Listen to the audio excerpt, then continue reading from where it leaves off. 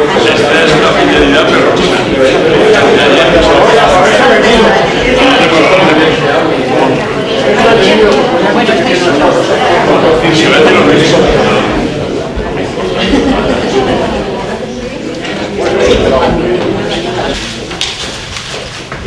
Buenas tardes.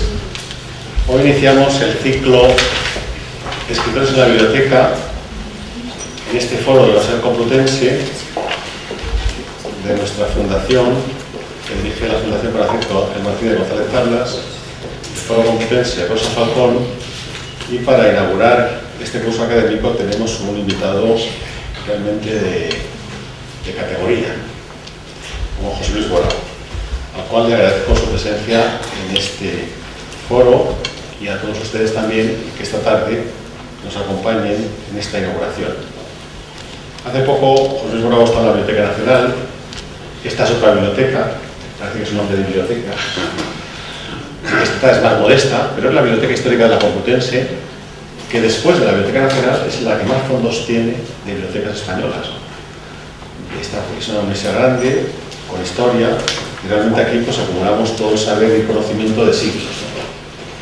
Y queremos hacer estos foros, como he dicho muchas veces, pues en un sitio que la gente pueda acceder, en el intento de acercar la universidad a la ciudadanía de nuestra ciudad de Madrid y no ser simplemente algo para los universitarios. Muchos lo han sido, otros lo siguen siendo, otros a lo mejor no han sido universitarios, pero lo son en espíritu de aprender y de querer aprender, y eso a las personas también nos importa y nos interesa. Últimamente, no sé, debe ser por la edad, recurro mucho a la historia y cuento un poco mis historias personales, pero yo soy un aficionado al cine desde hace mucho tiempo. Cuando yo iba al colegio, siempre digo que una de las cosas mejores que recibí fue un cineforum que se organizó. Lo hizo un señor que era muy de derechas, Félix Martí-Delay, que dirigía Fil Ideal, revista de aquel entonces, que era muy entusiasta del cine americano, pero que a mí me enseñó de cine, me enseñó bastante sobre cine, porque sobre todo nos enseñó la importancia del director. Nosotros veníamos de una época que lo importante eran los actores, las actrices, que siguen siendo importantes, no cabe duda, que el director no nos interesaba demasiado. Donde estaba Gary Cooper o Paul Newman, ¿no? Pues los directores no sabemos ni quiénes eran, ¿no? Y él nos enseñó aquello, ¿no? Y vi mucho cine. De manera que ahí empieza mi iniciación, hasta el punto que estuve dudando entre estudiar cine o economía. No había entonces facultades de formación, había una escuela de cine que no era fácil de acceder. Yo conocía gente que sabía mucho de cine y le suspendían, y entonces yo dije, pues yo no traigo aquí, con lo cual me fui a económicas siguiendo aquello del que vale, vale y que no económicas, ¿no? La economía me gustó, pero nunca dejé la afición al cine como simplemente persona que va y asiste a películas. Después asistí a muchos cineforum, como el Cine Club Hassa, ¿no? Creo recordar el Cine Club Hassa.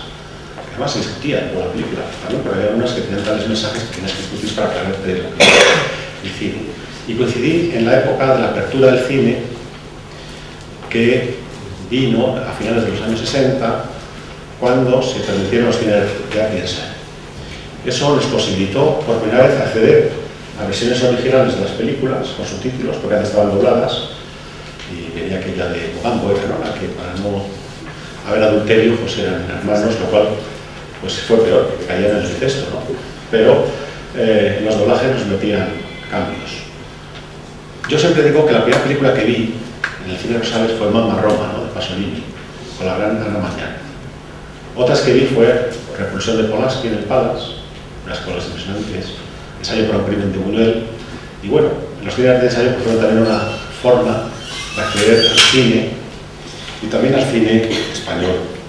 La caza de Carlos Saura, recuerdo que se estrenó en la Gran Vía, no iba casi nadie, fueron a la universidad a vendernos entradas, compramos entradas baratas y fuimos a ver esta película fundamentalmente universitarios, porque entonces todavía Saura pues, no tenía mucha éxito entre un público más allá de la universidad. Y fuimos nosotros los que de alguna manera salvamos sin duda la reputación de la película La caza.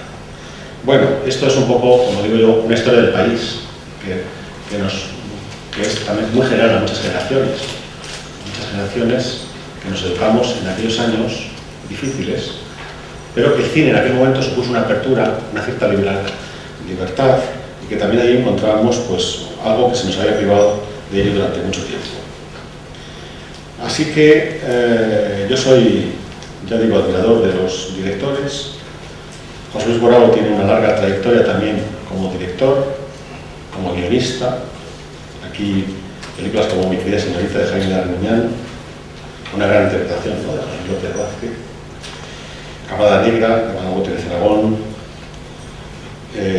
la adaptación de un Carmen Martín Gaite de los cuentos de Elena Fortún, la serie Celia, ¿no?, que fuimos en televisión.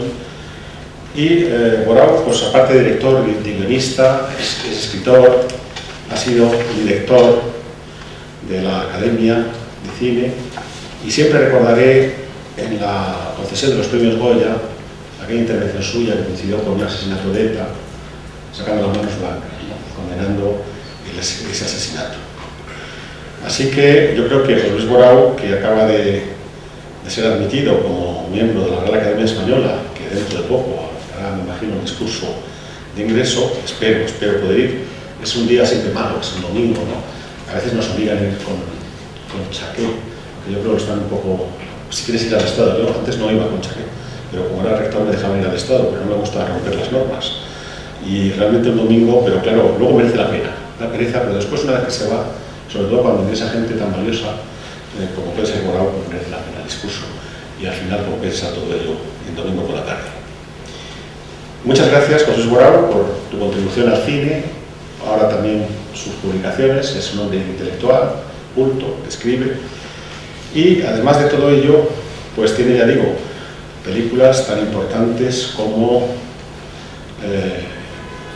esta de Hay que matar a Beb, que había que ver la clave de lo que significaba, Sabina, Río Abajo, Ni Nadie, Leo.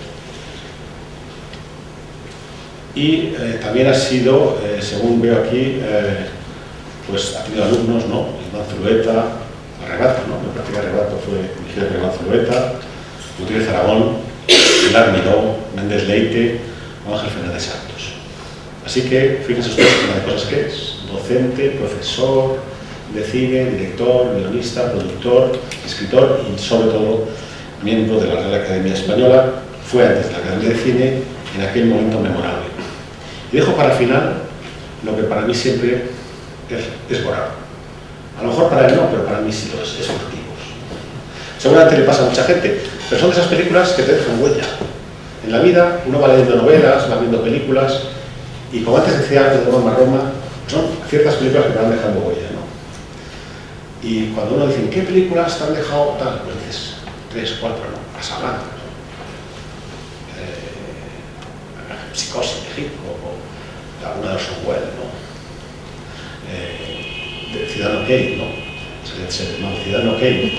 Siempre hay algunas, ¿no? Y del cine español hay muchas también, pero a mí Es Furtivo es una de las películas que en ese momento me gustó muchísimo, que la sigo recordando con gran cariño, con gran afecto, y realmente es de las que te dejan huella, las que van marcando uno de esas películas que son importantes en el cine español y también en la propia vida personal de aficionado al cine.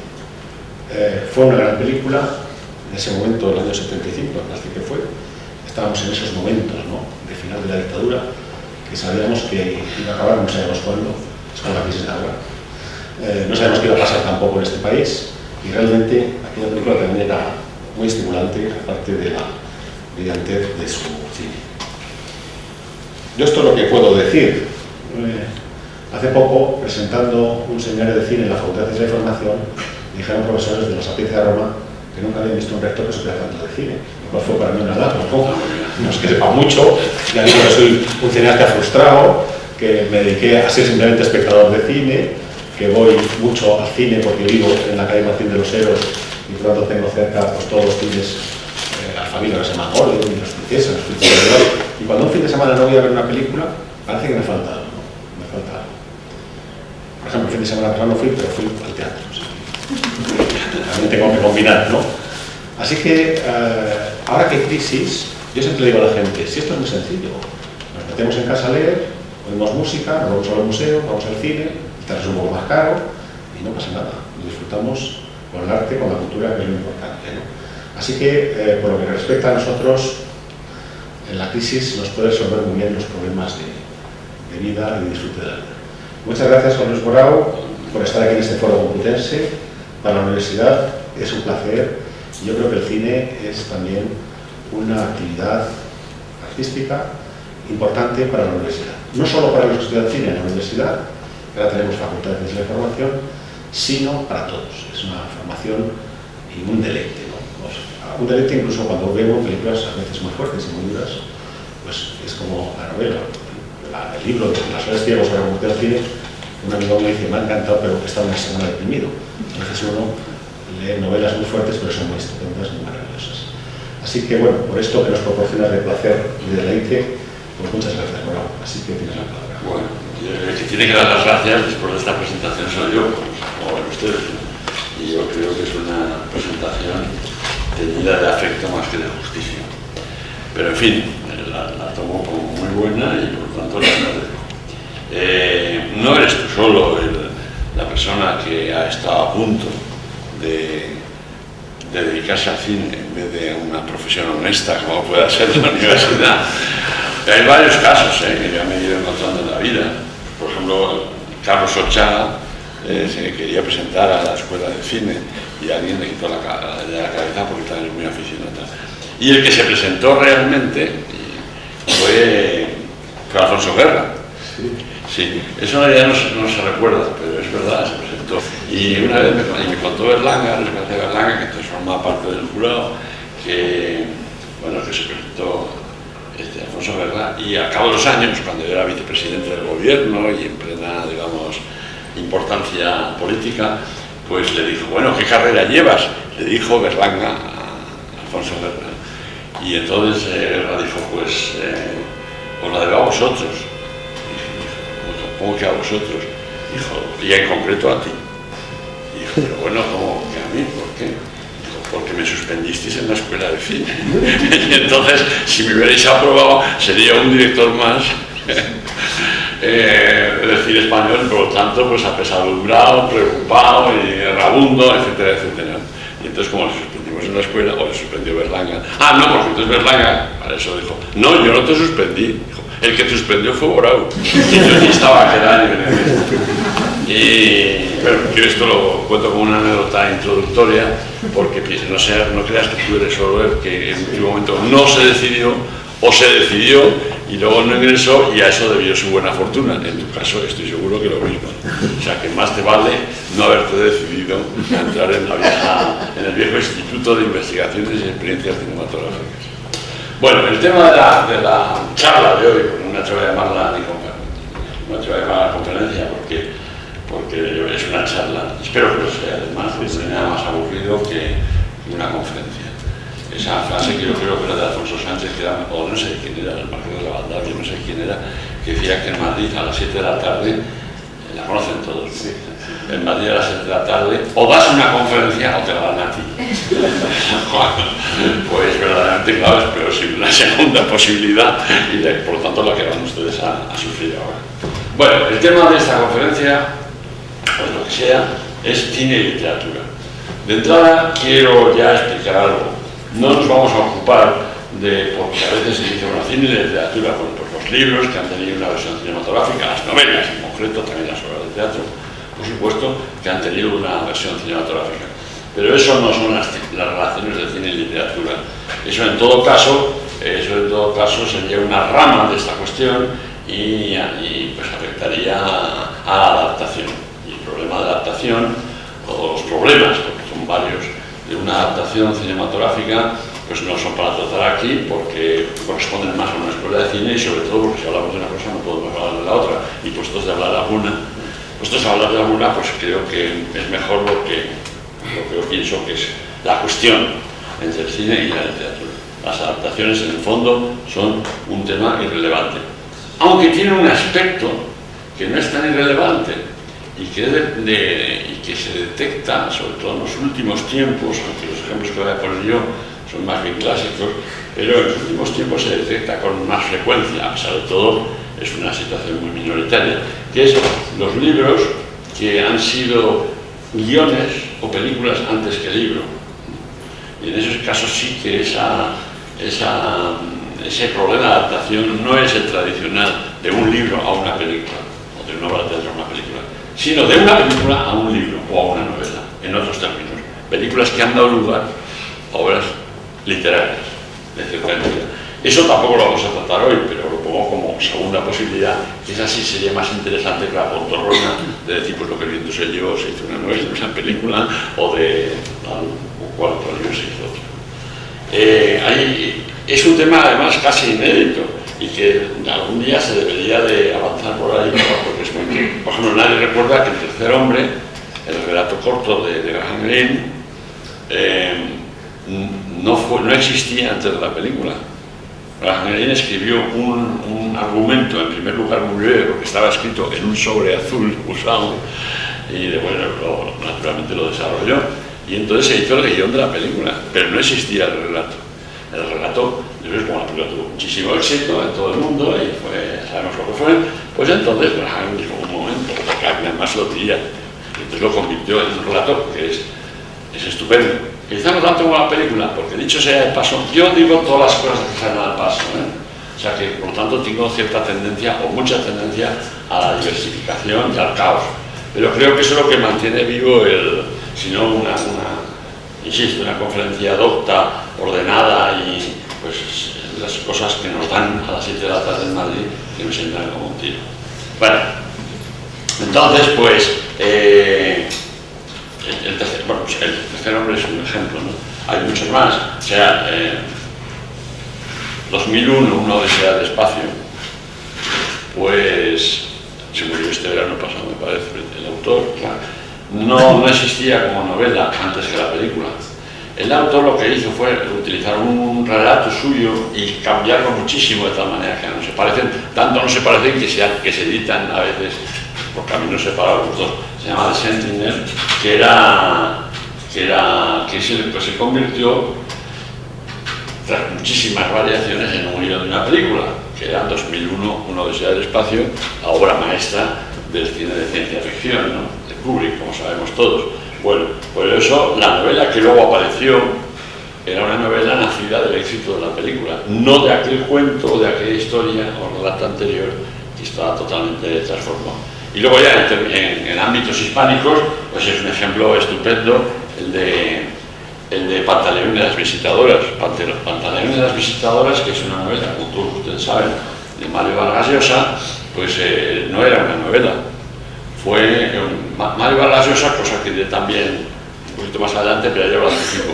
Mario Vargas Llosa, desde Lima, aplicó, como dicen ahora en traducción horrorosa del inglés, aplicó a 2 becas en Lima, ¿no?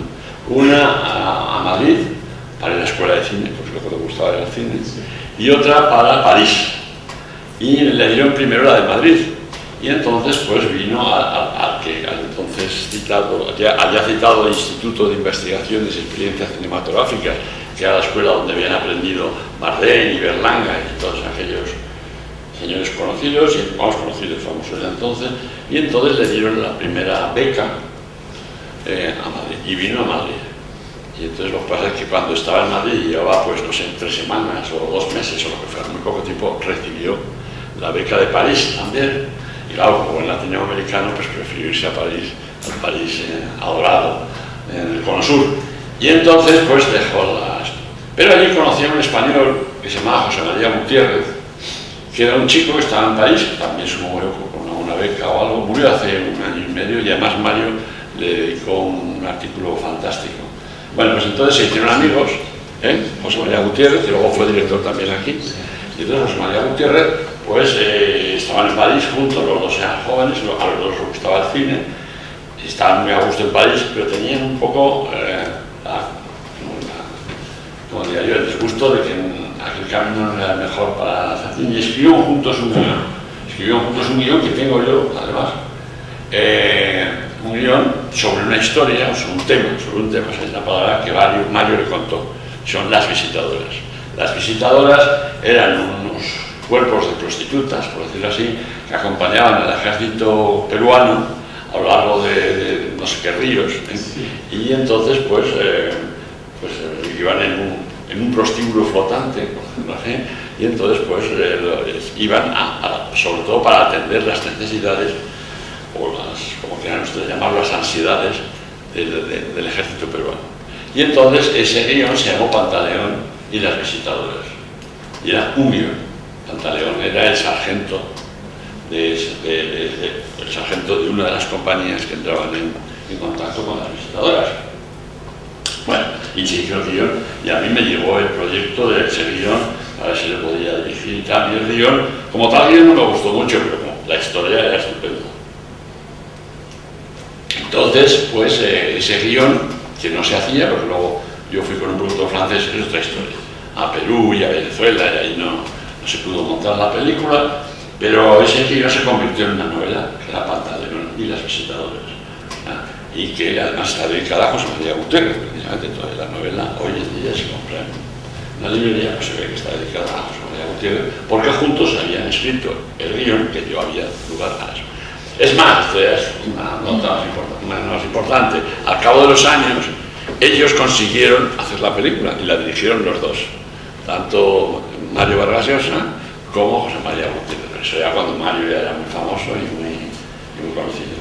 Y la película no resultó nada bien, y entonces luego se volvió a hacer por un director peruano, y bueno, esto ya forma parte de eso, es otra historia. Quiero decir que en el proceso de las adaptaciones del cine las adaptaciones de un libro al cine solo tienen un interés profesional, que es el de cómo se hace una adaptación, qué se quita de una novela, o qué se añade, o qué se pone, o cómo se concentra, o cómo se dispersa, o cómo atiende solamente a unos capítulos, o a un personaje, etc. Y eso no lo vamos a desarrollar aquí, porque no nos daría tiempo, y además porque es necesariamente profesional, y más corresponde a una escuela de cine que a una disertación de martes por la tarde, o miércoles por la tarde, jueves después. Bueno, pero sin embargo, el camino inverso sí que es hasta cierto punto inédito, sí que es hasta cierto punto interesante, ¿no? O sea, obras literarias, bueno, otro ejemplo famosísimo es los diálogos de Carmelitas, ¿no? Que convirtía en los diálogos de una película que se iba a hacer en Francia, pues un poco antes del final de la Segunda Guerra Mundial, y que luego pues no se hicieron y se convirtieron en una pieza teatral, se puso aquí en el Teatro Español de Madrid. Eso sí que merecería la pena, pero ya también ya lo dejamos a un lado, con cierta pena, cierto sentimiento, para hablar de lo que yo entiendo por las relaciones entre cine y literatura. Son, hablando desde el punto de vista literario, son las obras literarias que tienen un origen cinematográfico, pero no porque sean las adaptaciones de nada, sino porque originalmente pues son libros, textos que no habrían sido posibles sin la existencia del cine. Hay un profesor de Oxford que se llama Brian Morris, que ya hace muchos años, como en el año 80 por ahí, editó un libro en inglés, editó varios libros, pero sobre todo uno que luego se publicó aquí traducido por la Biblioteca de Andalucía, me parece, donde se habla de la generación del 27, de la influencia que el cine ejerció en la generación del 27.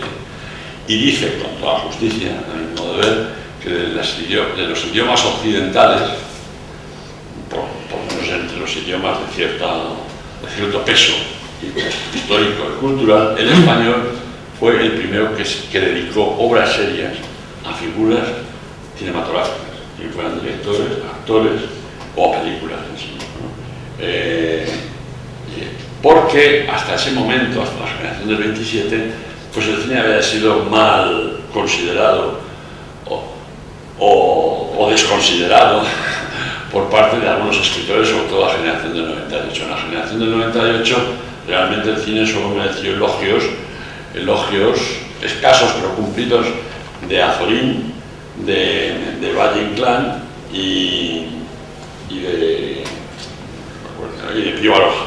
En el caso de Azorín no fueron escasos, pero eso fue en la etapa posterior, cuando ya muy anciano, pues iba al cine Gong, que estaba al lado de su casa, al lado del vía, detrás de las Cortes, el cine Gong, que estaba en la calle Márquez de Cubas, me parece, y entonces lo tenía tan cerca que dedicaba las tardes de su ancianidad, no ya a la Celestina o a la literatura clásica, sino simplemente a detenerse, y por las mañanas había trabajado. Entonces fue un asiduo y escribió 2 libros sobre cine.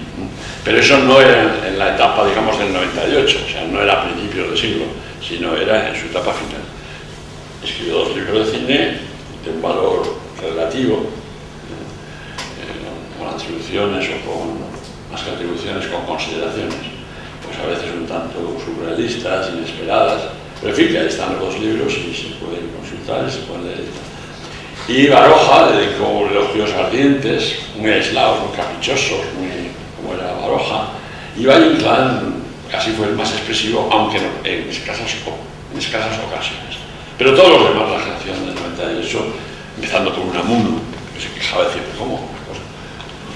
Un espectáculo, unas narraciones donde va todo tan deprisa, decía Unamuno. ¿Por qué va tan deprisa las cosas en el cine? Bueno, no lo considera un artilugio curioso de física recreativa, un espectáculo de barraca y tal.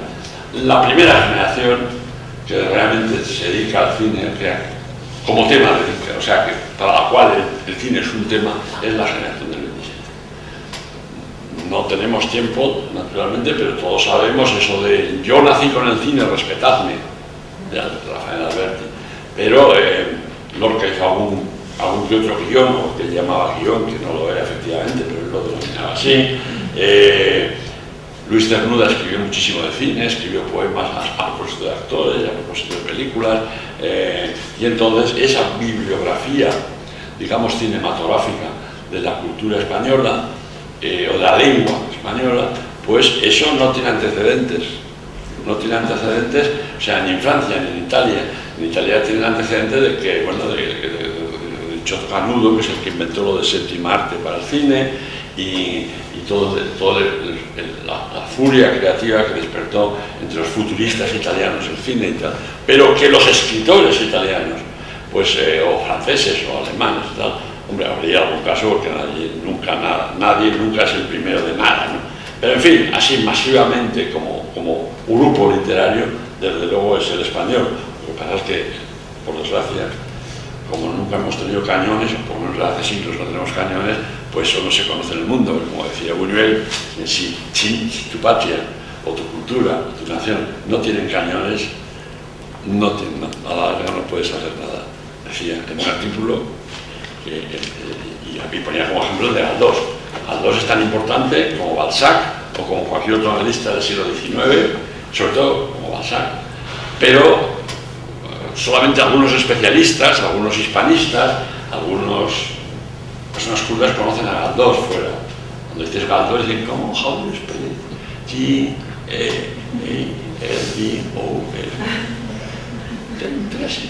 Bueno, pues entonces, ¿por qué? Porque no teníamos cañones. Esto es terrible decirlo, es cruel, pero es verdad.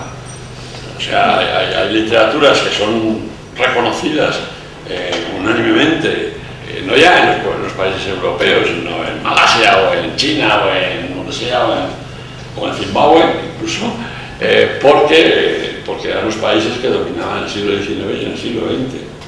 Y eso no tiene vuelta de hoja, según guste o no guste, se acepte o no se acepte. O sea, como éramos un país sin cañones, pues los esfuerzos de la generación del 97, la tremenda originalidad y valor de la generación del 27 no se ha reconocido. O sea, los cuentos, por ejemplo, que eran novelas cortas más bien, de Francisco Ayala, recientemente todavía vivo, y el único representante que nos queda de aquella generación, pues, por ejemplo, uno de los cuentos es la idea que luego, muchos años después, no digo que lo plagiara, como son desconocidos, no les plagian. Cuando alguien hace lo que hicieron ellos, no es que les estén plagiando, porque eran desconocidos, ¿no? Pero hay una película de Woody Allen, La rosa púrpura del Cairo, donde realmente el invento de Ayala de que un enamorado de una estrella, de una actriz, pues se incluye en la pantalla y pueda realizar a través de la pantalla, rasgando la pantalla, no rasgándola en un sentido físico, sino moral o mental, o como se quiera, y pueda incorporarse a la, puesto que no está a sus exposiciones, la estrella está en Hollywood, sabe Dios dónde, ¿no? Entonces ese pobre hombre, ese pobre enamorado, diríamos, más bien, de un cine de barrio, pues entra en la pantalla para tratarse con la actriz. Esa idea desarrollada, porque en La rosa púrpura del Cairo era un incidente más de la película. En el cuento novela o la novelita de Ayala era toda la sustancia de la historia, ¿no? O en Los Apen, o en La estrella polar, que es una mezcla de Greta Garbo y Clara Bow, no era Clara Bow. ¿Cómo se llama? Polanelli. Pues entonces es la historia, pues el canto a la estrella polar, sobre todo el árbol, naturalmente, puesto que venía del círculo polar ártico. Bueno, en la generación del 27, en fin, puedo citar pues, los nombres Salinas, Cernuda, muchísimo, Alberti lo hemos citado, Lorca, Francisco Ayala, un escritor, japonés por cierto, que era Benjamín Harness, que también el cine influyó muchísimo en sus... No es que influyera, sino que sus personajes eran, o sea, tenían una equivalencia anterior cinematográfica.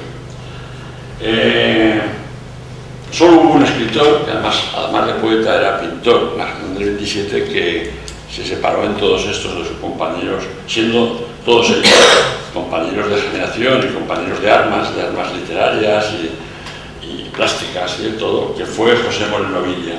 Y sí, José Moreno Villa, que aquí en Reina Sofía hay un retrato de Buñuel hecho por él, pues José Moreno Villa siempre despreció el cine porque lo consideraba, lo cual en ese momento como una fascinación maligna.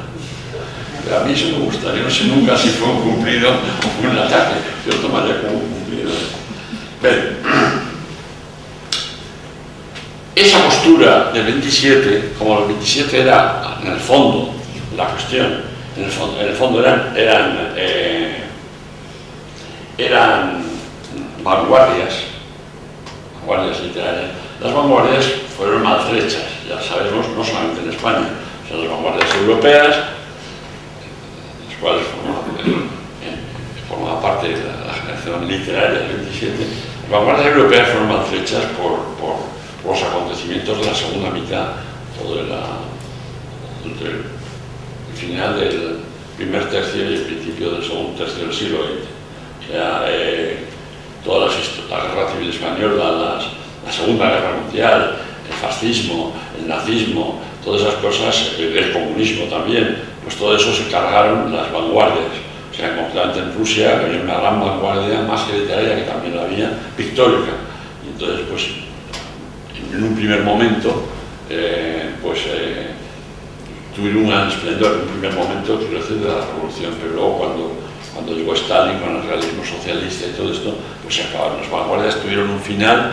Lo que pasa es que se recuperaron, como es lógico natural. Ya después de la Segunda Guerra Mundial, pues las vanguardias pasaron a ser ya no pasaron a ser vanguardias, sino pasaron poco a poco, también es verdad, pasaron a ser materia corriente y ya no exquisita, ni depurada, sino se asimiló el criterio, el valor, la fascinación y hasta el descaro de las vanguardias con un criterio digamos, más realista, más usual. Pero ese gran bache afectó a todo el mundo, a las vanguardias y en particular en el caso español, pues a la generación del 27. O sea, tuvieron que pasar en España, hablando ya de nosotros, tuvieron que pasar muchas cosas, casi todas malas, como sabemos, para que en los años 50 la generación del medio siglo, como ha dado a llamarse la generación de los años 50, o sea, la generación que componía pues, Rafael Sánchez Ferlosio, Carlos Martín Gaite, Jesús Fernández Santos, Josefina Rodríguez Aldecoa, etc., pues dieran cobijo al cine y a personajes cinematográficos en sus novelas, normalmente eran novelas, ¿no? Pero, con todo, ha tratado mucho en que la clase literaria haya aceptado haya aceptado generosamente o ampliamente o con naturalidad el filón cinematográfico que estaba a su disposición. Voy a leer un párrafo de Javier Manías, donde con una claridad meridiana pues dice, habla de todo esto, ¿no? Y dice, Javier Manías, personas extraordinariamente perspicaces e instruidas como Juan Benet o Juan García Hortelano tenían mala o nula relación con el cine, al que apenas iban, y cuando lo hacían, sus juicios parecían torpes y elementales, como venidos de una perspectiva estrecha y demasiado literaria, o como si no fueran capaces de olvidar que ese arte ya no era un mero invento, ni solamente un espectáculo. y otros muchos, menos perspicaces, como Carlos Barral, lo despreciaban directamente desde su bochornosa ignorancia y se daban aires de superioridad y condescendencia cada vez que una película era objeto de comentario o discusión. Esto es cierto, evidentemente, y además en la generación anterior, yo con esta en buena parte, pues la de Cela, pues, igual, Cela nunca, siempre me pareció una diversión de barraca. ¿Cómo cambia esto? ¿Cómo se incorpora? ¿Cómo acepta la clase literaria, digámoslo así? ¿Cómo acepta con naturalidad y sin disgusto la influencia cinematográfica? En primer lugar, porque una parte de esa generación posterior a la de los años 50, a la que acabo de hablar, porque en estos personajes de Ignacio de Coa, pues Carlos Martín Gaite, Santi Felosio, todo esto, bueno, pues el cine aparecía de vez en cuando, era una situación, dos chicas que iban al cine en una ciudad de provincias, como cuando Carlos Martín Gaite, etc., ¿no? Era una situación a la que entraban los personajes y hablaban de la fascinación de los actores y todo esto, pero siempre eran personajes que en vez de pertenecer a otros mundos, pertenecían al mundo cinematográfico. Pero las novelas en sí mismas no eran una consecuencia del cine. Incluso se lo parecieran, porque si vosotros leéis el Jarama, la novela que arrolló en los años 50 y con buena razón, pues el Jarama,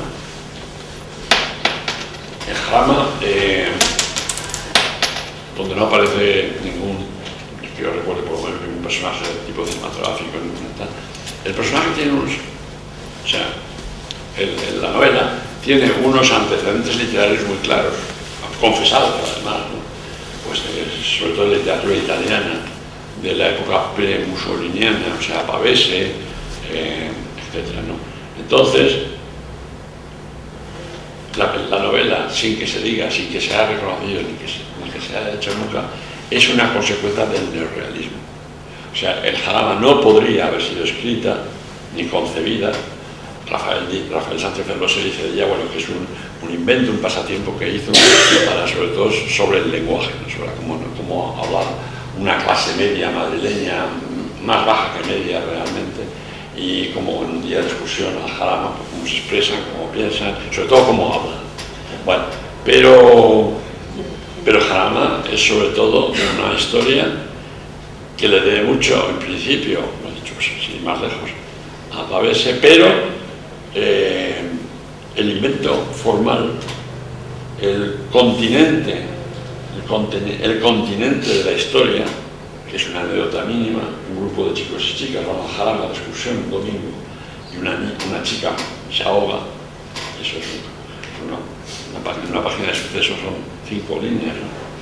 Pero en cambio toda la descripción del ambiente, del lugar, de la mentalidad, de los personajes en relieve, que recuerdan un poco a Sabatini. Sabatini era el guionista, no de las películas de Rossellini, como suele pensarse, pero sí de las de Vittorio De Sica y de otras muchas, como Giuseppe De Santis y todos estos, pues es una película, y sin embargo, no solamente ya por parte de Sánchez Ferlosio, sino por parte de la crítica, que están dispuestos a reconocer esos antecedentes literarios de Platolini, de Pavese, etc.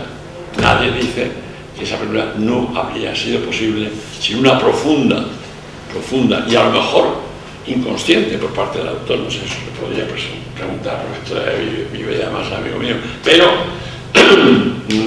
nadie dice que es una novela neorrealista, porque el cine influye no solamente con los actores, no solamente con los personajes, no solamente con las películas, eso era la influencia que ejercían en la generación del 27, sino con los movimientos cinematográficos, con las escuelas cinematográficas. En este caso es un ejemplo de la influencia del neorrealismo en la literatura. Y naturalmente en todas las obras, que fueron muchas, que surgieron ya de segunda mano, como quien dice, a partir del Jarama. Pero también esa incorporación de los temas y de los estilos, de las maneras y las esencias cinematográficas a la literatura es sobre todo en una generación inmediatamente posterior a la de los años 50 de una serie de escritores que antes de ser cocineros, como digo yo, fueron frailes, en el sentido de que antes de dedicarse a escribir, pues fueron críticos de cine, sobre todo en una revista barcelonesa que sigue existiendo, que se llama Fotogramas. Entonces, yo los tengo aquí por orden alfabético: Luciano González de Ejido, Pérez Ferrer, José María de la Torre, Javier Macua, Javier Marías, Eduardo Mendoza, Terence Moix, Vicente Molina Foix, Rosa Montero. Estos son escritores hoy en día, esos empezaron siendo críticos. Casi todos de ellos en fotogramas, otros no eran fotogramas, pero en fin, la profesión era la misma. Y claro, cuando ellos se pasan al campo literario, a lo mejor donde siempre querían haber, del cual a lo mejor siempre habían querido formar parte, pero irremediablemente sus conocimientos cinematográficos, irremediablemente y a lo mejor insensiblemente, pues son traducidos a la literatura. No solamente esos son críticos, luego hay otros realizadores, como Jaime Armeñano, Fernando Gómez, Gonzalo Suárez, o guionistas como Rafael Azcona, Adelaida García Morales o Manuel Hidalgo, que cuando tienen ocasión, en el caso de Rafael Azcona, que nunca quiso dirigir películas, que se lo ofrecieron, que la gente le ofreció en una ocasión que dirigiera una película, pero nunca quiso, pues cuando, pues naturalmente hubieran llevado al cine, o gozaban de esa ambivalencia cinematográfica y literaria. Pero hasta, insisto, ha sido un poco vergonzante, y hay escritores que contra viento y marea siguen asegurando y afirmando que ellos no tienen contaminación cinematográfica. Ellos son escritores, y el cine, pues bueno, es un entretenimiento con el que se cuenta, pero no pasa más allá. Hoy en día ya no ocurre así, por fortuna. Yo tengo una primera cita de un escritor peruano, pero que vive en Barcelona, que se llama Santiago Roncariolo, que hace poco, hace un año, un importante premio literario, donde dice: escribo las películas que me gustaría ver. Durante muchos años la literatura se ha sentido avergonzada de usar esta influencia cinematográfica, y yo he decidido dejar de avergonzar. O sea, que se acepta de una manera ya sin vuelta de hoja, como quien dice. Hay también escritores que no son conscientes, quizá, o quizá lo sean. Hay un misterio. Por ejemplo, el que yo creo que es el mejor cuentista, que es una persona muy mayor y que forma parte de la generación de los años 50, el mejor cuentista de España, es Medardo Fraile, en mi opinión. Medardo Fraile, que no creo que sea un hombre, no sé cómo diría yo, excesivamente erudito en cuestiones cinematográficas, pero a veces hay cuentos donde realmente esos cuentos aluden a una película en directo, ¿no? Hay un libro suyo, uno de los últimos libros de cuentos que publicó, que se llama Contrasombras, título que de entrada denota ya influencia cinematográfica, pero en fin, en ese libro hay un cuento que se llama El mal ladrón. En ese cuento, que es estupendo como todos los suyos, pues es la historia de unos pobres empleados de banco de una sucursal urbana, pero no de la castellana ni tal, sino de Tetuán, de Cuatro Caminos, de sabe Dios dónde, ¿no? Esos pobres empleados deciden, que son 6 o 7 o menos, porque la sucursal es pequeñita, naturalmente, deciden robar al banco, ¿no? Por eso decís que roba un ladrón. Bueno, y entonces, pues ese cuento que se llama precisamente El mal ladrón, pues en ese cuento es una transposición clavada de varias películas, sobre todo es un cuento coral, que son muchos personajes, como ya acabo de decir, ¿no? Sobre todo de Plácido de Berlanga, y de una película de Forqué que se llama Un millón en la basura, pero sobre todo de una película de Forqué que a mi modo es la mejor que hizo nunca, que era Atraco a las 3, que es una película perfecta, y sobre eso me parece es una película que podría ser pues, una película de los Ealing Studios londinenses, como Quinteto de la Muerte o aquellas películas inolvidables, solo que a la española, y con unos actores que no tienen que envidiar nada, por supuesto, a los ingleses, lo cual ya mucho, porque todos sabemos son muy buenos, pero claro, los que aparecen aquí pues son José López Vázquez y aparecen todos, y la Cinta Morales, y bueno, pues eso, ese cuento, yo no sé, nunca he tenido ocasión de hablar con, no le conozco en persona, con Medado Freire, porque vive en Inglaterra precisamente, pero es que ha sido consciente cuando ha escrito ese cuento, o simplemente sin ser consciente refleja las películas que él vio, Un Dios en la basura, Plácido, y sobre todo Atraco a las 3, cuando escribe ese cuento creyendo que lo hace de ira. No lo sabemos nunca, bueno, no es que se le pregunte y él diga la verdad, pero sí es importante constatar que a veces la influencia cinematográfica actúa en un escritor sin que éste se dé cuenta. Lo cual es muy lógico y muy sencillo, porque ahora ya todos, no solamente hemos nacido con el cine, todos ya, pues aquellos ya se murieron, como Alberti, ahora todos hemos nacido ya, no con el cine, sino bastante después del cine. Y todos nos inventamos nuestro, por decirlo así, nuestro imaginario personal, a costa de nuestros parientes, de nuestro país, de nuestros conocidos, de nuestros amigos, de nuestros enemigos, de nosotros mismos y también del cine que hemos visto. Aunque no lo sepamos, aunque no lo creamos, aunque lo neguemos cuando se nos acusa de eso. Y eso sería absurdo. Que los niños que desde los 4 años están yendo al cine, ahora no digamos ya nada con la televisión, si es que la podemos llamar cine, pero es otra cuestión. Eso ya formó parte de nuestras historias. Hemos descubierto la vida a través del cine antes que por la vida. Todos hemos sabido lo que era Nueva York, o cómo era Nueva York, por un ejemplo muy claro. Antes de ir a Nueva York, mejor dicho, cuando fuimos a Nueva York, llegamos a la conclusión de que Nueva York era como unas películas. O el beso, pues todos veíamos de los 4, de los 5 años, cómo besaba a un cowboy, a una rubia y tal. El beso lo descubrimos antes de haber besado a una mujer. La vida luego nos confirmó la experiencia cinematográfica.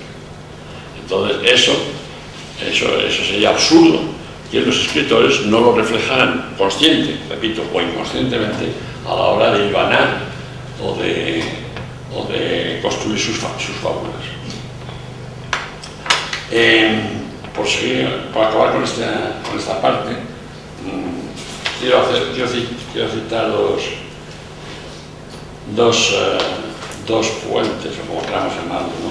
Carlos Fuentes, no es un chiste, Carlos Fuentes, el escritor mexicano, pues cuenta a propósito de Alfonso Reyes. Alfonso Reyes es una figura, es un intelectual mexicano, como todos sabemos, como deberíamos saber, tuvo una gran importancia en los primeros 50 años del siglo pasado, y además que cuenta con una circunstancia que no es conocida ni por nosotros, normalmente, ni mucho menos fuera, porque no tenemos cañones. Entonces, claro, Alfonso Reyes fue el primer crítico del mundo, por lo menos mientras que aparezca otro, pero de momento de los conocidos, el primer crítico del mundo que actuó como tal en la prensa diaria, dedicándose a escribir sobre las películas que se estrenaban en España o en Madrid. No fue una decisión suya, fue una decisión de Ortega y Gasset, al que a veces se acusa, no sin cierto motivo, de haber vivido un poco de espaldas al cine y de haber reprochado por ejemplo, a Julián Marías, cuando Julián Marías era un escritorcito muy joven, estaba en su ambiente, en su círculo, el afán o el enamoramiento que Julián Marías sentía por el cine. Pues eso se lo reprochaba Ortega y Gasset. Pero Ortega y Gasset, por otra parte, lo que hizo fue que en una revista, primero que se llamaba España, y luego en un periódico que dominaba igualmente en España, que se llamaba El Imparcial, pues entonces invitó a Alfonso Reyes, que entonces vivía en Madrid, invitó a Alfonso Reyes a que hiciera la crítica cinematográfica en esas dos publicaciones. Eso era el año 17 y el año 18.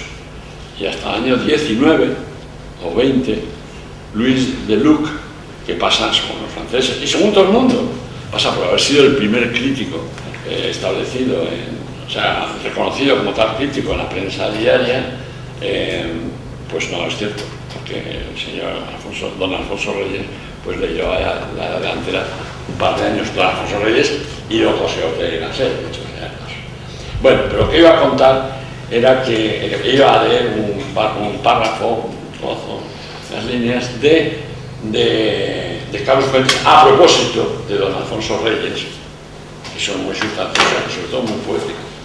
Dice: Alfonso Reyes me invitó, dice Carlos Fuentes, a ver un programa triple de películas de vaqueros en el vecino cine Ocampo. Está hablando ahora de México. Manifesté mi escaso interés. Te equivocas, me dijo don Alfonso. El western es la épica contemporánea. Homero está ahora en el cine del Far West. Con tan ingentes razones me soplé las 4 horas de Cowboys a Aquiles, mientras Reyes encontraba situaciones universales y resonancias griegas en cada cabalgada que pasaba por Monument Valley, Arizona. Y la otra cita que quería hacer era la de Marc Saúl, que es muy expresivo, en un artículo que escribe sobre André Malraux. Marc Saúl había sido la ayudante de dirección de André Malraux cuando André Malraux rodó en España Sierra de Teruel. En 2 pasos, un montaje continuo de escenas muy cortas. Los planos medios y los primeros planos han dado en la novela moderna una importancia creciente al silencio. Los silencios y las pausas, es decir, los no diálogos, aclaramos nosotros, son mucho más frecuentes en las narraciones actuales que en el siglo XIX. Su resonancia trágica es mayor gracias al cine. Y tras citar la diligencia de John Ford, esta es la cosecha nuestra, aún concluí. El director pasa al diálogo después de largos fragmentos de cine mudo, exactamente como un novelista pasa al diálogo después de largos fragmentos de narración, y pone como ejemplos a Tolstói, Galdós o a Conrad. O sea que el cine ha influido en las creaciones o en la manera de contar, por lo menos, no en los temas o en los argumentos de todos esos. Volviendo a la generación del... Bueno, pero lo que vamos sobre todo a marcar, o lo que tendríamos que sobre todo a marcar, sería por qué hay influencias del cine que no se manifiestan porque el cuento o el poema o se esté dedicado a Greta Garbo o a Gary Cooper o a Frisland o al neorrealismo. Hay influencias que se detectan en los libros, se cite o no se cite al cine, o no se cite con descaro. Y pongo dos ejemplos de 2 escritores que fueron muy amigos míos, por desgracia los 2 han muerto, y que son pues, muy expresivos de ese asunto, ¿no? En Retaílas, que pasa para muchos por ser la mejor novela de Karl Martin Gaite, toda la novela realmente es una reflexión llevada a cabo entre 2 personajes, un hombre joven y una tía suya, ¿no? Toda la novela. Bueno, pero habla del personaje masculino, habla en primera persona y además habla en primera persona como podría hablarse en el Jarama, o sea, de una manera como hablamos todos, siempre, incluso en las conferencias, pues de una forma pues no estrictamente correcta. Y dice, el personaje de Retaílas: esta habitación me paraliza, oye, no sé lo que tiene, sobre todo desde que me senté en la silla, ya clavado, y mira que pensaba, me podía alargar, pero imposible. Te quedarías horas en la misma postura, es como un maleficio. Y añade, a renglón seguido, esto es nuestro, pues si la cosa no estuviera clara. Dice, es como lo del ángel exterminador de Buñuel, que no se podía mover la gente de aquel cuarto por más que quería. O sea, una situación de un personaje se describe recurriendo a un ejemplo ya clásico dentro del cine, en concreto una película de Buñuel, que es el ángel exterminador. En otros no se alude a una película en concreto, o mejor dicho, se alude a una película en concreto de la cual no trata el párrafo, curiosamente. Y es una novela de Jesús Fernández Santos, autor que pasa el tiempo y se va olvidando para mi propio escándalo, porque es un escritor de una pieza, y dice, y ahora,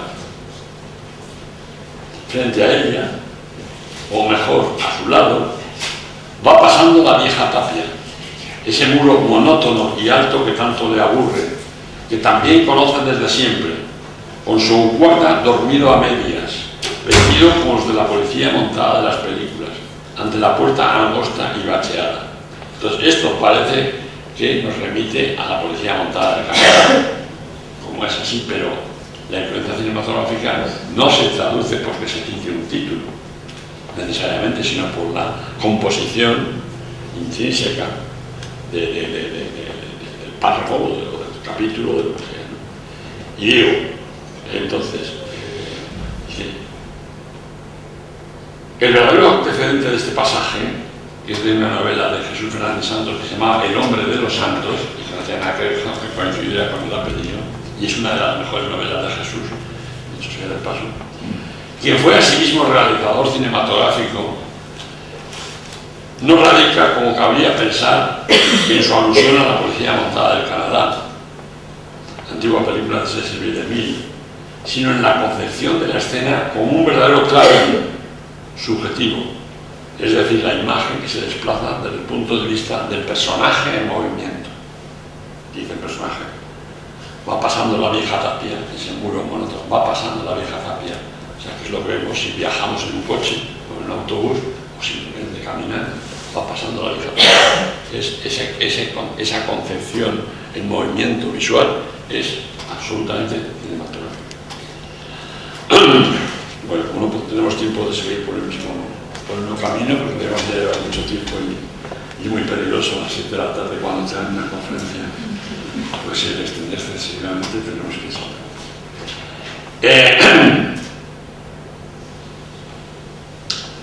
El teatro, pues como siempre he dicho, el teatro es diálogo, el teatro es literatura. O sea, el diálogo es el diálogo y nada más que el diálogo. Todo está dicho a través del diálogo y lo que se ve es mínimo y simplemente apoya el diálogo. La obra de teatro pues, sería mala si realmente pues, estuviéramos asistiendo a acciones físicas apenas sustentadas por un diálogo. Eso es una limitación y una grandeza, bueno, es una condición literaria del teatro. Bueno, pues ocurre exactamente igual. Una obra de teatro no es más cinematográfica porque los personajes tengan antecedentes cinematográficos o porque en la conversación se incluyan conceptos cinematográficos. Pongo aquí un ejemplo, la camisa de Lauro Olmo, que ocurre toda, me parece, en un patio de vecindad, pues como historia de una escalera de Oro Vallejo ocurría en una escalera, pues en ella los chicos que corretean y juegan por ese patio de vecindad, una especie de corrala, pues los chicos que corretean pues hablan mucho de que quieren disfrazarse de cowboy, que dicen ellos, ¿no? Y le preguntan qué es un cowboy, una persona mayor, y entonces dice un norteamericano encima de un caballo con 2 pistolas y lazo, etc. Pero esos son personajes que están incluidos en una descripción social, real, realista, y por lo tanto, en la vida común de todos nosotros, pues el cine aparece constantemente, y cualquiera que describa una conversación nuestra, pues incluirá términos cinematográficos, porque si no, no sería realista, simplemente. Porque luego se dice, oye, ¿qué casa tiene? ¿Qué casa tiene fulano? Es que es de película. Pues entonces, si quieres describir esa situación de admiración de tal, tienes que incluir ese concepto. Pero no por eso la historia que contenga esa frase será cinematográfica. ¿Me explico? Y no porque unos niños hablen de los cowboys, pues será cinematográfica. Será cinematográfica como, y eso sí que era más consciente, y eso sí que era más real, más profundo, porque la camisa estaba concebida por otro patrón neorrealista, como en otros, como hablamos antes del Hahn. Tampoco el teatro será de origen cinematográfico o de condición cinematográfica porque trate del cine. O sea, hay una obra de Jardín Poncela que además es de las peores suyas, teniendo en cuenta además que Jardín Poncela no debe ser un genio del teatro, pero esta no es de las más afortunadas, que se llama El amor dura 2000 metros. Y dura 2000 metros el amor porque es lo que lo que tratan de hacer un grupo de personas, una película que dura 2000 metros, porque esa es la duración normal de una película, ¿no? Ni siquiera en obras de teatro que tratan de temas cinematográficos oficialmente. Por ejemplo, pues en Orquídeas a la luz de la luna, que es del mismo Carlos Fuentes. Carlos Fuentes, de hecho, se llama Segura Nacional, tiene también, ¿no? Y que trata de... Solo hay prácticamente dos personajes que cuentan la historia, que son Dolores del Río y María Félix, dos mitos del cine mexicano. Bueno, Dolores del Río fue mito del cine mexicano cuando volvió a México, pero ya lo había sido del norteamericano años antes, ¿no? Pues la obra de teatro, pues claro, naturalmente se están barajando constantemente términos cinematográficos. Esto que son dos actrices las que están. Pero no por eso la obra cinematográfica, no tiene nada de cinematográfica. Porque una cosa es lo que se dice y otra cosa es el contenido de una obra o la razón de ser de una obra. Entonces, no hay que confundir esas dos cosas. En realidad, también aquí se da el fenómeno, antes de pasar a eso, aquí se da el fenómeno que antes hemos hablado de la literatura en el sentido de que antes hablábamos de que en la literatura pues, había novelas que han sido primero películas y luego novelas. Está el caso del Tercer Hombre, de Pantaleón y tal. Pues aquí es un caso parecido también. Hoy en día y cada vez con mayor frecuencia, hay obras de teatro que realmente están inspiradas o basadas o literalmente adaptadas de películas. Por ejemplo, pues El Verdugo, que es un guión de la película de Berlanga, y el guión era de Berlanga y de Rafael Azcona, pues hace 4 o 5 años, ya no me acuerdo, fue el Premio Nacional de literatura dramática de este país, porque se hizo una adaptación fantástica. Un escritor no muy conocido, porque vive en Logroño, que Logroño no tiene cañones,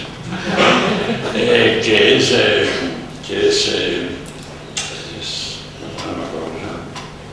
Pero bueno, bien, entonces pues, ahora se lo diré a ustedes, esto es muy mal principio, ¿no?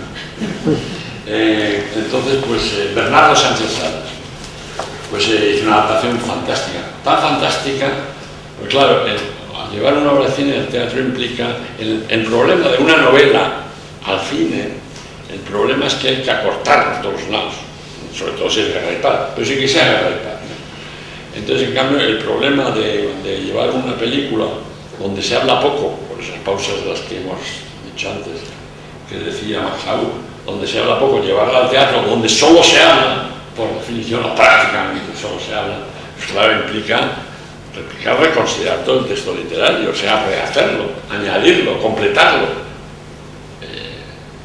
expandirlo. Y entonces, pues, hacer la adaptación de Verdugo, de Berlanga, pues era muy difícil. Cuando yo vi por separado, una vez a Berlanga, o sea, unos días, y otra vez a Rafael Azcona, que son, el caso de Luis, todavía se puede decir en el caso de Azcona ya no se puede decir lo mismo, pero que eran dos espíritus muy críticos y muy ácidos y muy, por lo menos en apariencia.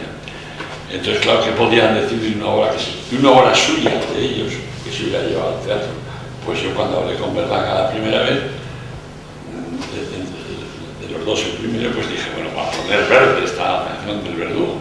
Y me quedé sorprendido cuando me dijo, fantástica. Dijo, me he emocionado como si no lo hubiera escrito yo. Fantástica. ¿Cómo han resuelto problema?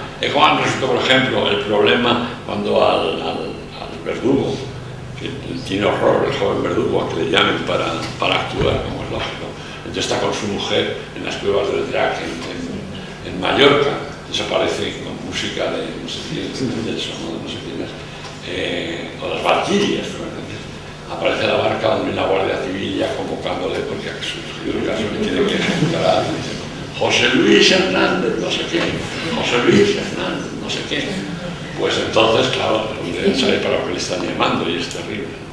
Bueno, pues eso en la película, en la obra de teatro, no hay lagunas, no hay drag, no, Guardia Civiles puede haberlos, pero hemos visto cómo lo han hecho en el cine, bueno, en el teatro, pues lo habéis hecho formidable y es una adaptación estupenda. Y luego cuando 2, 3, 4 días, no sé qué, me cae con Azcona, dije, bueno, Azcona es mucho más crítico, mucho más agudo en ese sentido que Berlanga, pues aunque Berlanga la haya bendecido la obra, a clonar, a triturar, y no. Dijo, no, es formidable, yo no me imagino, se conserva no solamente el espíritu de la obra, sino el estilo de los diálogos, porque claro, ha tenido que rehacerlos y añadirlos y glosarlos.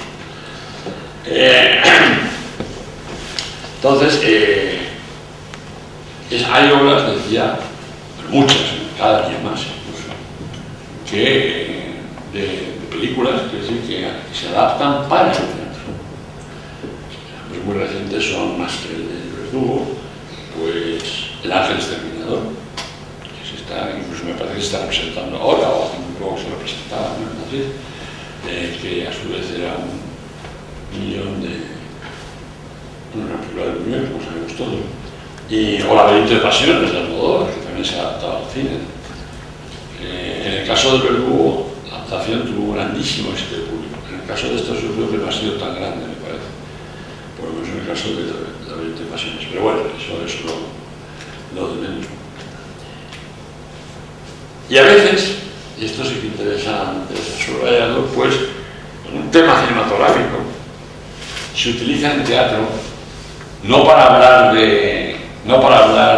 o sea, se habla directamente de los personajes en cuestión, de quiénes son, pero realmente el tema no es aquel del que hablan los personajes, ni parte de ninguna obra concreta cinematográfica. Juan Mayorga, que es un autor dramático, vamos, muy joven, quiero decir, muy joven, no es que sea tan joven, pero desde luego recientemente, en los últimos 15 años, se incorporaba a la dramaturgia nacional.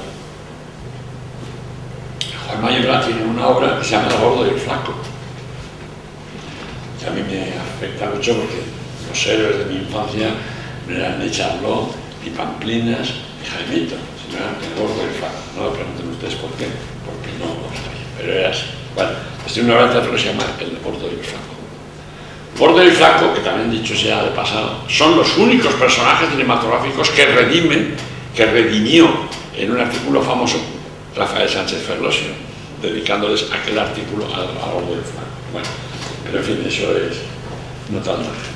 Entonces, ¿qué ocurre? Que un caso, una historia, una circunstancia, una situación, que es lo que es el teatro siempre, una situación particular que a Juan Mayorga le interesa mucho, porque le parece atractiva y rica y llena de posibilidades para desarrollar en escena, etc., pues esa obra no trata del Gordo del Flaco, o mejor dicho, recuerda al Gordo del Flaco, pero no trata de eso.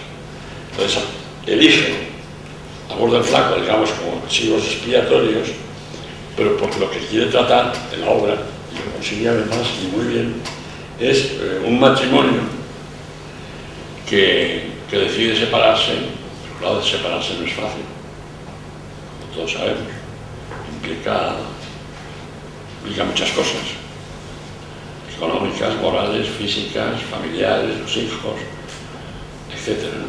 Y entonces, en vez de hacerlo con un marido y una mujer, o sea, con un hombre y una mujer, con un marido y una esposa, pues entonces lo hace con el Gordo del Flaco.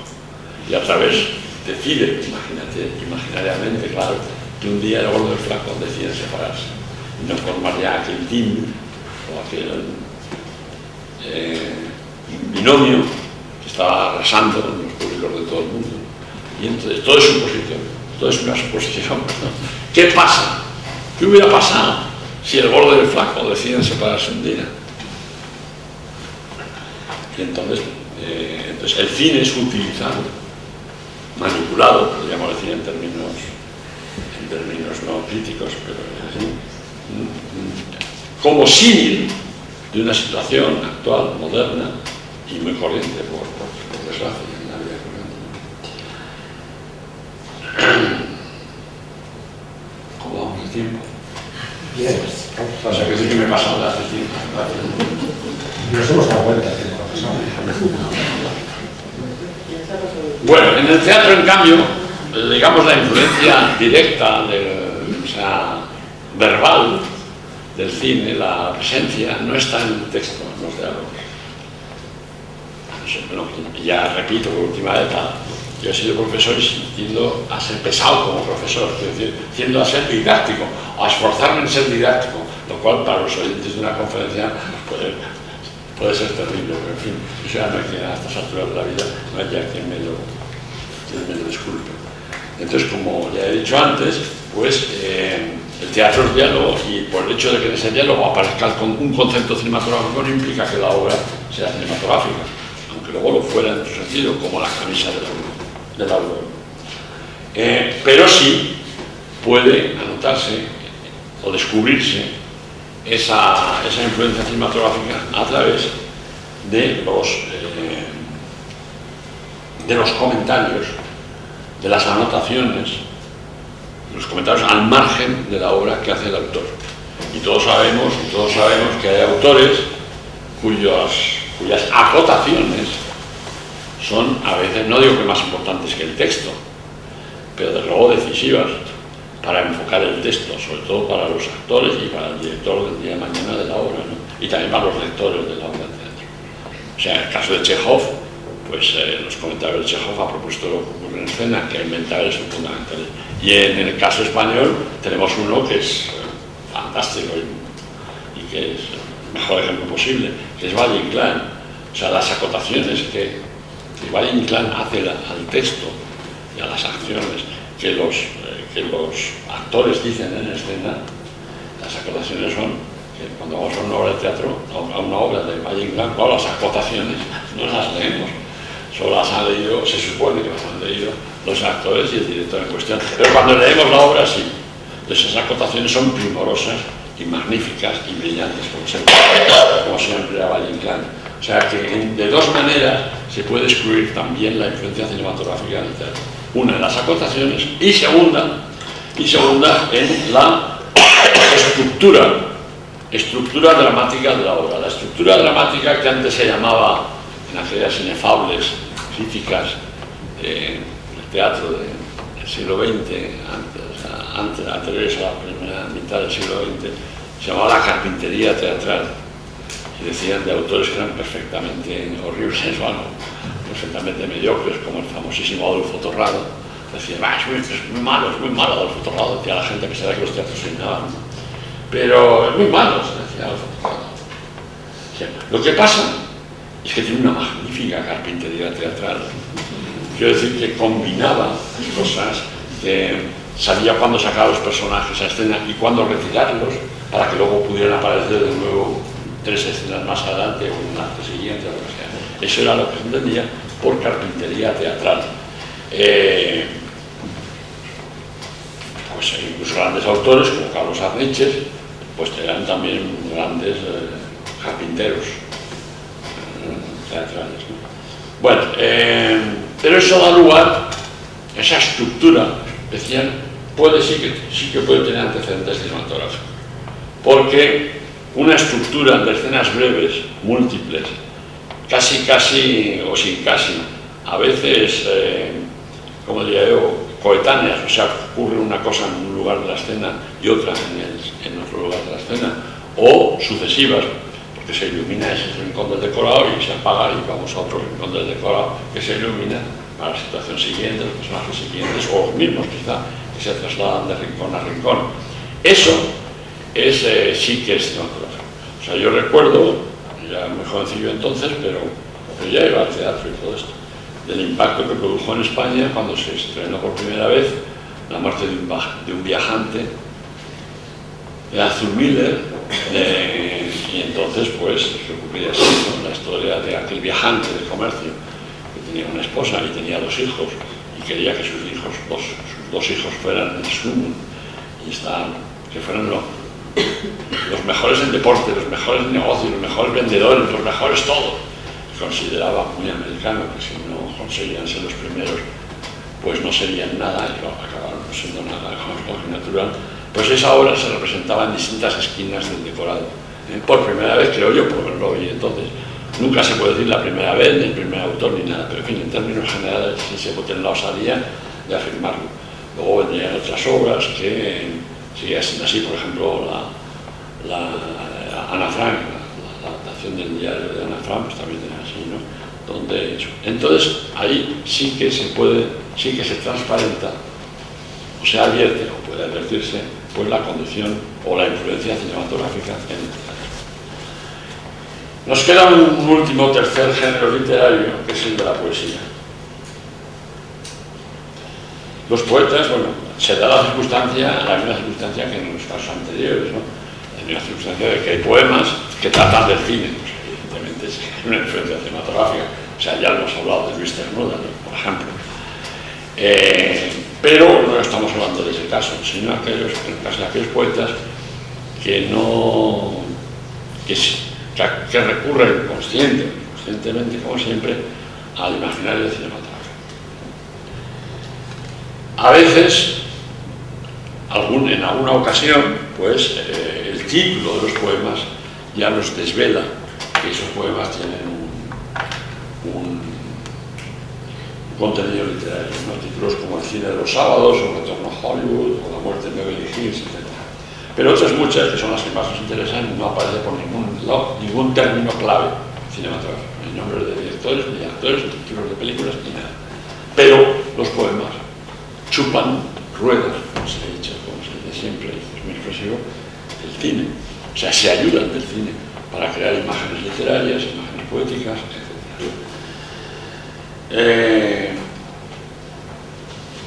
Aparte de que utilizan a veces términos que ya se nos han olvidado que son de origen cinematográfico. Por ejemplo, rubia platino. La rubia platino la inventó el cine, tenía un nombre concreto que era Jean Harlow. Y ahora pues una rubia platino, pues ya la gente no lo ha asimilado, ya no sabe que era Jean Harlow, ni falta de hace ni nada, y ya está, ¿no?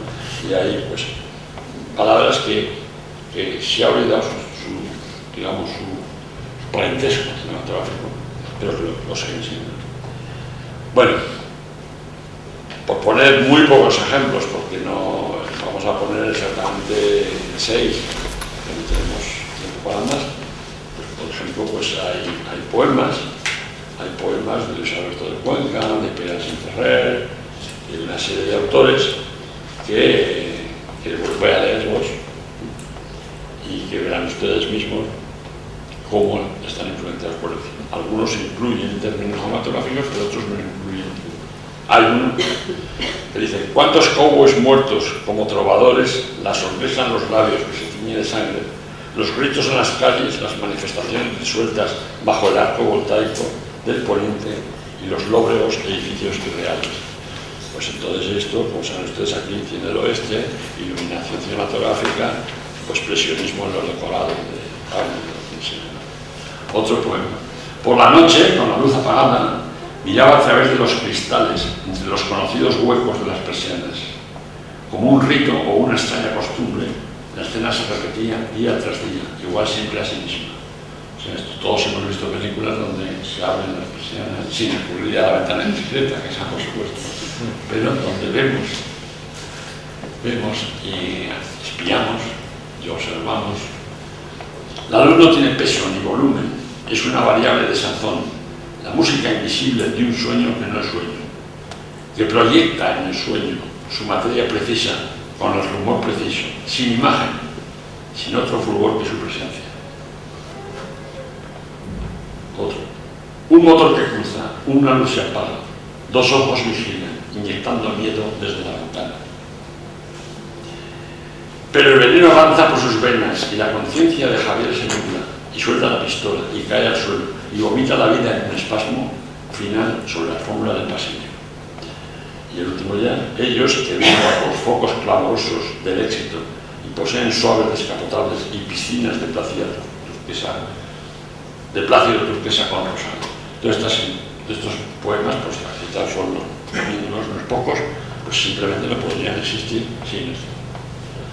Bueno, pues esto es en definitiva y en resumidísimas cuentas lo que se puede, o a partir de lo cual se podría construir o podría ser una teoría a la hora de hablar de cine y literatura, que no son las relaciones directas, sino son las indirectas, que son más expresivas, más corrientes, más misteriosas y constantes. No solamente ya, claro, entre el cine y la literatura, sino en nuestra vida. En nuestra vida hablamos con la mayor naturalidad y el mayor desenfado de términos que son cinematográficos.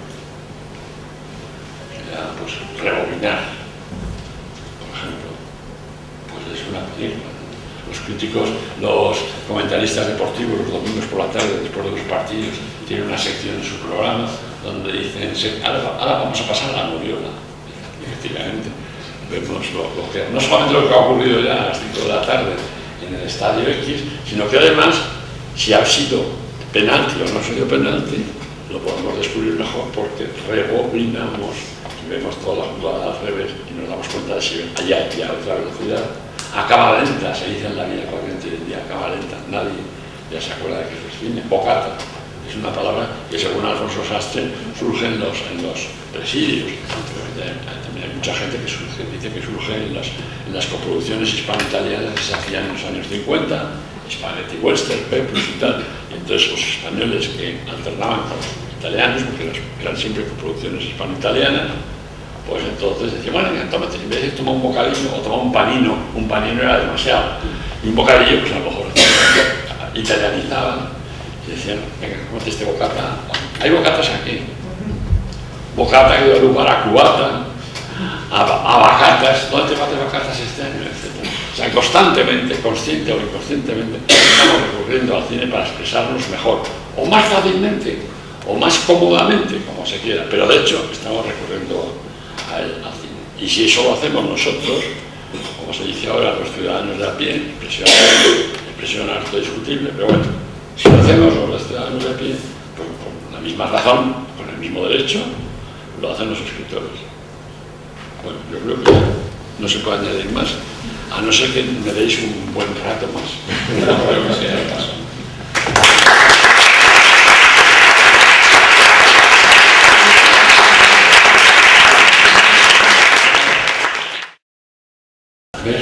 A ver. Don José Luis, yo quisiera tener el honor de poder saludarle luego, tranquilamente, y hablar con usted, porque tengo un problema que se lo voy a exponer. Pero de nuevo, porque ya nos hemos hablado antes. Bueno, el explorar, bueno, quizás sea que busco un padrino para un guión de cine. Pues el año pasado se hicieron en España 170 películas. Más que en Italia, más que en Alemania, quizá más que en Francia, por lo menos las mismas, y por supuesto mucho más que en Inglaterra. No tenemos mercado para 170 películas. La mitad de esas películas, como sabe muy bien Rosa Vergés, aquí presente y directora como yo, la mitad no se han estrenado.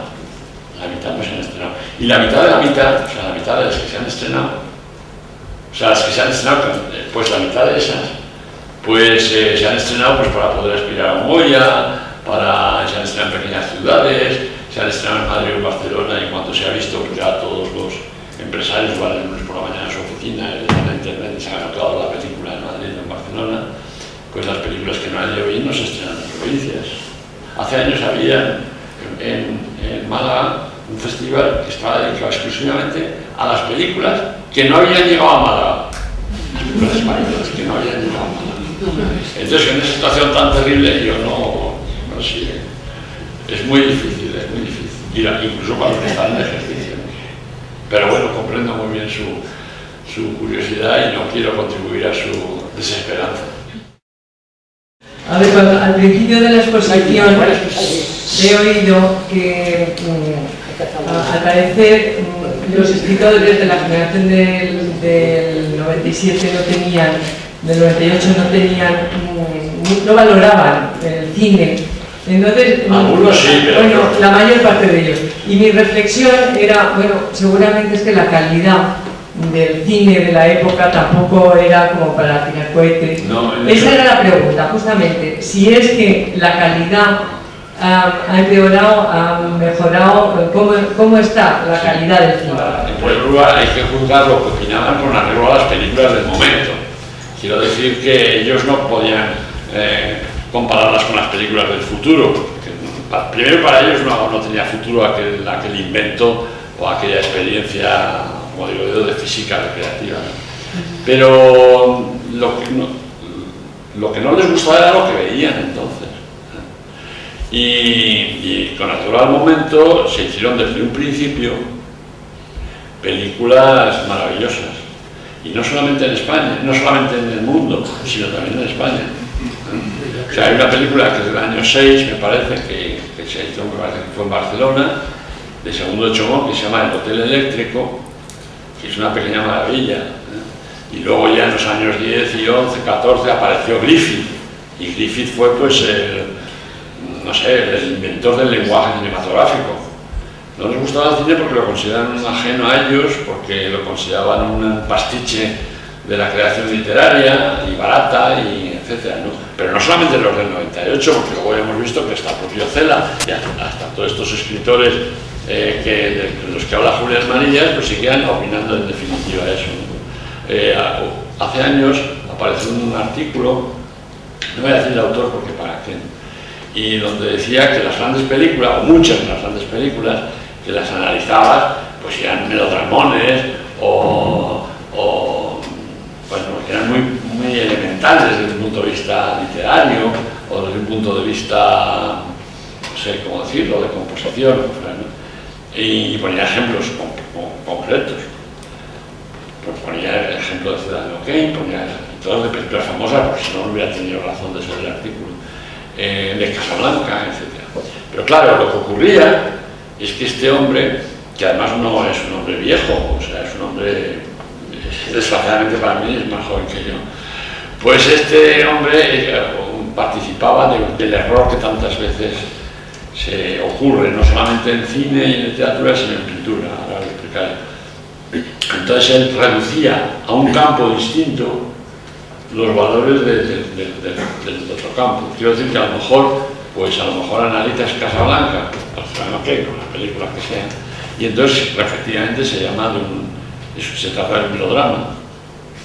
Pero es que en cine no es un melodrama, porque a lo mejor la estructura literaria o los componentes literarios de una película son melodramáticos o son de segunda mano o de tercera mano, ¿no? De hecho, hay grandes películas que se han hecho de historias pues muy vulgares y muy malas, ¿no?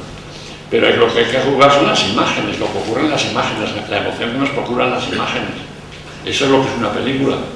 Entonces, decir que una película no es importante porque contenga un melodrama es una consecuencia pues ingenua. Es como decir que un cuadro, por ejemplo, vale más que otro porque el tema es más sublime. O sea, por ejemplo, hablando entre creyentes, ¿no? Pues entonces hay un cuadro que está muy mal pintado de la Sagrada Familia, y entonces sería superior a un cuadro muy bien pintado que no trata de... ¿Por qué? Porque el argumento de un cuadro, o sea, la pintura no se limita al argumento de un cuadro. De hecho, la reacción de la pintura moderna fue prescindir del argumento, O sea, a partir del impresionismo, como sabe usted, a partir del impresionismo no cuenta lo que se ve en el cuadro, sino cómo está descrito lo que se ve en el cuadro. O sea, es el cómo, no el qué. Y de ahí llegamos a la pintura abstracta, donde ya por definición ya no se sabe lo que es, sino simplemente la sensación que nos produce de una manera oscura, interna, emotiva, la combinación de colores, de líneas, de espacios, etc. O sea que no hay que aplicar a un campo creativo las leyes del otro campo creativo. Entonces, los del 98, pues yo comprendo su reacción, yo comprendo que uno pues le dijera que iba todo muy deprisa, que aquí no había manera de tal, ¿no? Y de hecho algunas veces cuando algunos escritores de aquella época, o de otras épocas, porque por ejemplo Sartre, y le pidieron un guión, se lo pidió John Huston, ya estoy hablando de los años 60, a finales de los 50 o por ahí, le pidió John Huston un guión que escribiera, el guión de una película que quería hacer sobre Freud. Y el guión que escribió Sartre era un disparate. Y lo tengo que tirar y cargárselo a otro. ¿Por qué? Porque Sartre escribía pues, con su mentalidad de escritor, de filósofo, o de escritora filosofal, o de filósofo literaturizado. Y entonces no servía, claro, porque a lo mejor leído, a lo mejor yo nunca lo he leído, aunque creo que lo editó aquí en Alianza Editorial, leído a lo mejor estaba muy bien como tal lectura, pero realmente ni tenía las medidas, ni la proporción, ni el interés, ni la elaboración de las escenas, ni nada. O sea que lo que no se puede hacer nunca es el que, por ejemplo, que la generación del 27, de esa manera tan pues habla de que primero gente muy moderna y muy al día, muy moderna y muy al día. Yo creo que la España de los años 20, en contra de lo que suele decir, no desde el punto de vista social ni político, por supuesto que no, pero desde el punto de vista cultural, fenómenos como la generación del 27, la residencia de estudiantes, pues realmente estaban a la altura de cualquier país civilizado. Pero eso lo que ocurre es que no tenían dimensión social, eran pequeños milagritos o grandes milagrazos que ocurrían casi diríamos al margen del país, al margen de la economía, al margen de la sociedad y tal. Pero en sí mismos eran posturas muy modernas y muy desafiantes y muy innovadoras. Otra pregunta, si es que la hay. A ver. Buenas tardes. Yo lo que le quería preguntar, cuando he estado hablando de Fraile y de sus cuentos, ¿dónde marcamos la diferencia entre lo que sería una influencia y lo que sería un plagio? Es que yo creo, da la casualidad que yo no conozco físicamente no conozco a Medardo Fraile, porque aunque formaba parte de todo este grupo que he citado antes, de Carlos Martín, antes, Cincelosio, Rosaldeco, la gente, pero él siempre estaba en Inglaterra. No sé, en Inglaterra o en Escocia, no sé dónde, y ellos le conocían de antes, y yo nunca le llegué a conocer, por lo tanto yo no podría hablar personalmente de él, pero sí he leído sus cuentos. Pero ha sido por poner un ejemplo, pero quiero decir en general, ¿dónde marcaríamos la diferencia entre una película que inspira un libro y un libro que directamente plagia una película? Bueno, el plagio es muy fácil de detectar, o sea, si una novela, por ejemplo, pues plagia una película, pues eso lo detectamos, en fin, simplemente siendo lectores atentos, porque eso es muy fácil.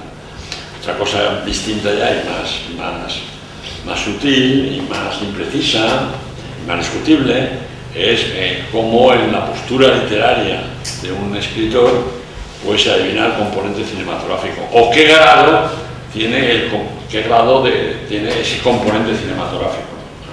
Y si ese autor seguiría siendo el mismo, que probablemente sin recurrir al cine, de manera consciente o inconsciente, que ya lo he dicho antes. O qué pasaría si ese señor no hubiera conocido nunca el cine y no hubiera vivido en la pantalla sus primeras o segundas o terciarias experiencias, ¿no? Eso es muy fácil, muy difícil de detectar. El plagio es muy fácil de detectar. Pero la inspiración, además la inspiración implica grados de inspiración. Y además a veces la inspiración es mixta. Quiero decir que tomas una cosa de alguien, de una película, o de un actor, y de otro al mismo, y este personaje es como el mismo que hacía Spencer Tracy en no sé qué película, y al mismo tiempo también es como el que hacía, no sé, Robert De Niro en tal otra.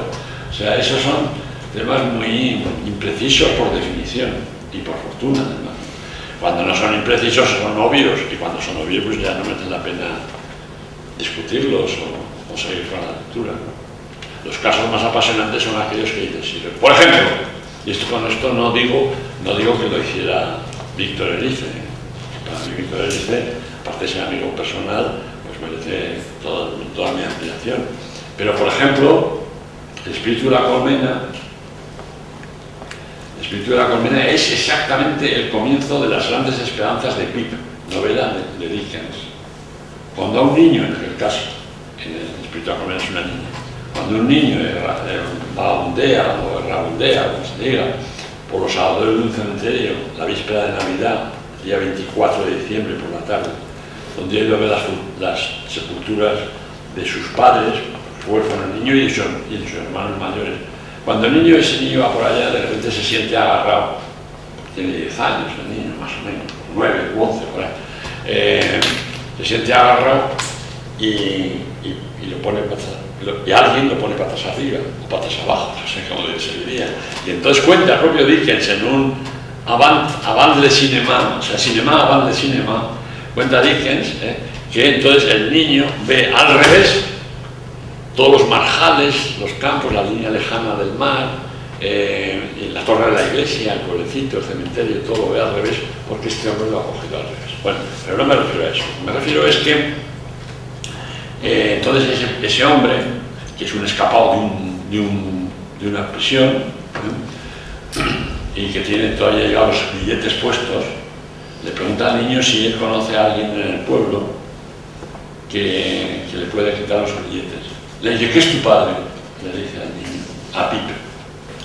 Y dice, mi padre no tengo padre, está aquí, es el segundo de la... Bueno, es que yo Dickens, como le adoro, pues en cuanto sale el tema de Dickens, pues puedo alargar mucho tiempo. Y entonces dice, no tengo padre, soy huérfano.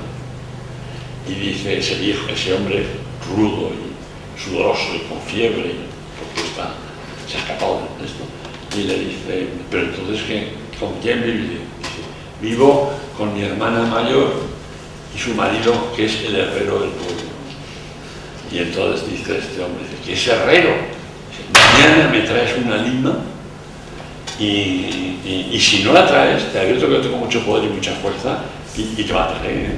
O sea, el niño se queda absolutamente horrorizado. Vuelve a su casa esa noche, su hermana, que es una especie de bruja, dice, ¿dónde has estado? Dice, he estado cantando crismas.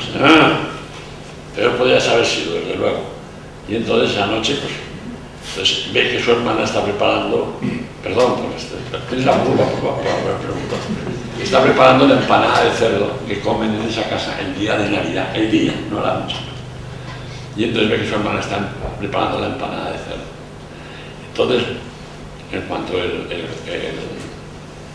el hermano, o sea, el cuñado, el herrero, ya deja la forja, va con su mujer y con el niño que tiene, que es el hermano de su mujer, pues entonces él disimuladamente va a la forja y roba una lima. Y al día siguiente, que es el día de Navidad, se levanta muy temprano, cuando no se levanta nadie en la casa, entonces se levanta y va a la cocina y roba la empanada de cerdo que él vio preparar a su hermana. Se la esconde entre la camisa, no sé dónde, y va corriendo con su lima a ver a ese señor que le va a matar si no le trae la lima y algo de comer. Y entonces pues le da la lima, en la cual él se suelta los billetes, y le da la empanada que se zampa el otro prácticamente de un bocado. Y el niño luego tiene que volver a casa, es el día de Navidad. Y el día de Navidad, que es la única vez del año que abren la puerta principal de la casa, porque siempre entran por la puerta trasera de la herrería, pues el día de Navidad, dice, madre mía, cuando se descubra que no está la empanada de cerdo, inmediatamente lo van a culpar a mí, ¿no? Y entonces, pues además su hermana, cada que le pegaba, el que le defendía era el herrero, pero la hermana le pegaba con un palo, vamos, con una varilla, cosa muy frecuente en Inglaterra, y que hacía el propio Chaplin. Y eso tengo testimonio, porque es una costumbre inglesa, y las costumbres nacionales pues se mantienen, aunque sean disparate, como son casi siempre. Entonces, pues entonces ya bien, ese día abrían la puerta principal de la casa y no entraban por la cocina.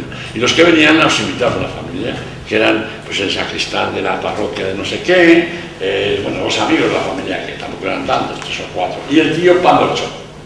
El tío Pamelchok era un tío del herrero, pero la hermana se lo había apropiado, la mujer del herrero, la hermana de Pipe.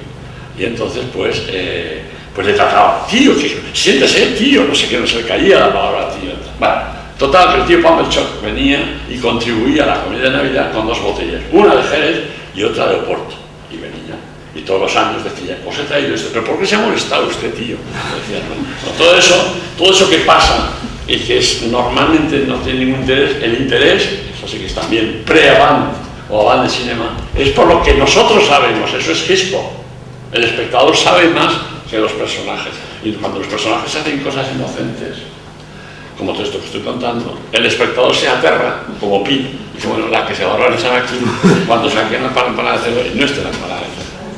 Y entonces comen, beben, tal, y se levanta ya la hermana a abrir la cena donde está la empanada de cerdo. Y en ese momento llaman a la puerta, y son los guardias que vienen persiguiendo a uno que se ha escapado del perseguido. Y ya se acaba la historia. Bueno, pues todo eso es cine antes de ser cine y antes de con imágenes, o sea que nada es nuevo, ni siquiera el cine fue nuevo cuando lo inventaron. ¿Y cuál era tu pregunta, que se me ha olvidado ya contando con el tío Pamelchok? No, tú hablabas del espíritu de la colmena. Ah, bueno, perdón, es verdad, ese es el principio del espíritu de la colmena. Es una niña a la que le amenazan el espíritu de la colmena. Entonces es la historia, es el principio. Victoria dice ni ha plagiado a Dickens, ni a lo mejor ha leído esa novela de Dickens, o si la ha leído, la ha olvidado en las lecturas infantiles, tal. Pero, entonces, ¿es las grandes esperanzas de Pi? ¿Coinciden? ¿No es coincidencia? ¿Es cultura? ¿Es impresión infantil mantenida inconscientemente por el autor de la película? Pues eso lo preguntas a Victoria dice cuando te lo encuentres en un coloquio como este, a los que no va. A ver, más preguntas. ¿Nada más? Si no, ¿Hay más preguntas? si no hay nada más, pues lo dejamos. Muchas gracias. Nada, a vosotros.